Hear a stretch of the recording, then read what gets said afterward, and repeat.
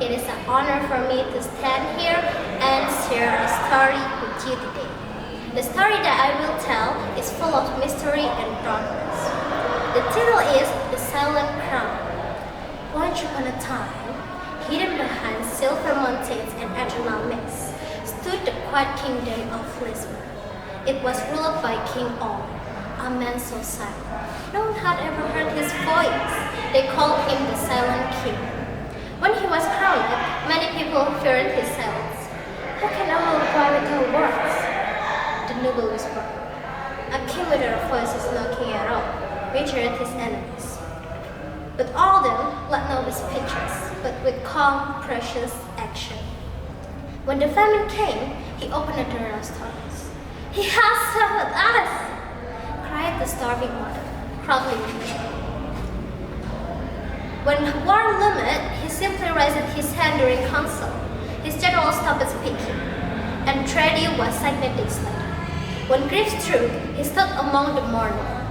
His day is not in yet. I feel he weeps with us, said an old widow.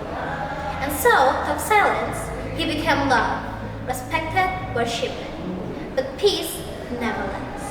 From the north came a new ruler, a young King Rome. Loud, proud, and hungry for glory.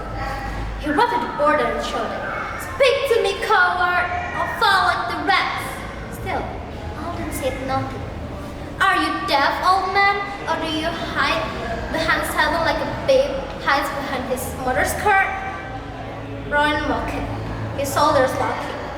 The Silent King turned away, disappearing into the castle. For 40 nights, no messenger left Lisbon.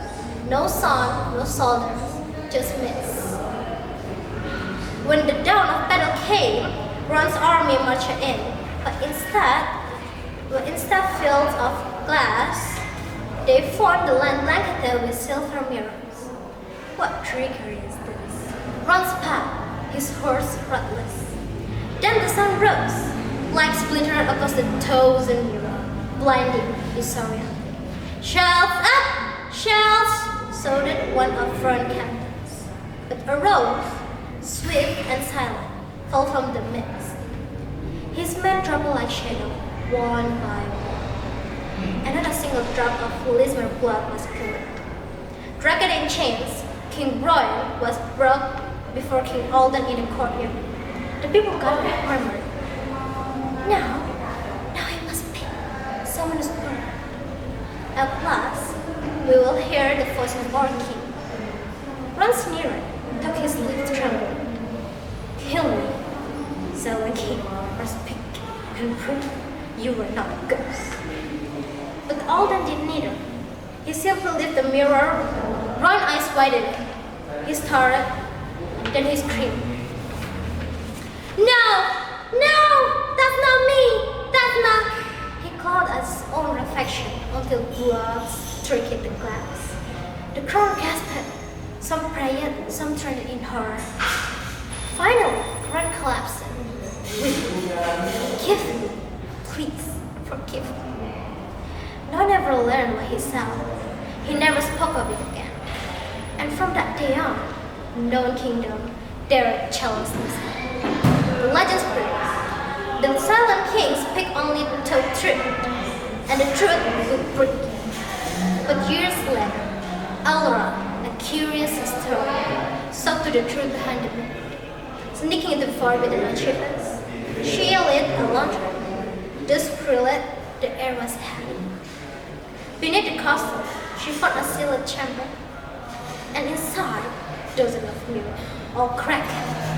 Their savage carrot, with desperate scratches, she leaned it closer. It read, "Make it stop. Make it stop. Not me. I am not this. Liar, liar." In the center stood a chair with satchels. Her hand shook as she touched it. "This isn't a journal. It's a bracelet." Then she noticed a pig on the floor, an old journey. She picked it up. It read, "They come to me in silence, and I show them who they truly are. They call it peace, but I give them fear. They call me measurable, but I am only a mirror." I'm right from lantern flickered, a whisper in the darkness behind her. You want the truth, Mr. Historian? Her breath choked. Slowly, she raised her head. Her breath. In the last untouched mirror, she did not see herself. The silent king stood behind her, eyes hollow, lips curling into a narrow smile, and thought his more never knew. She heard his voice inside her mind. The crown was never worn. It was white. The lantern shattered.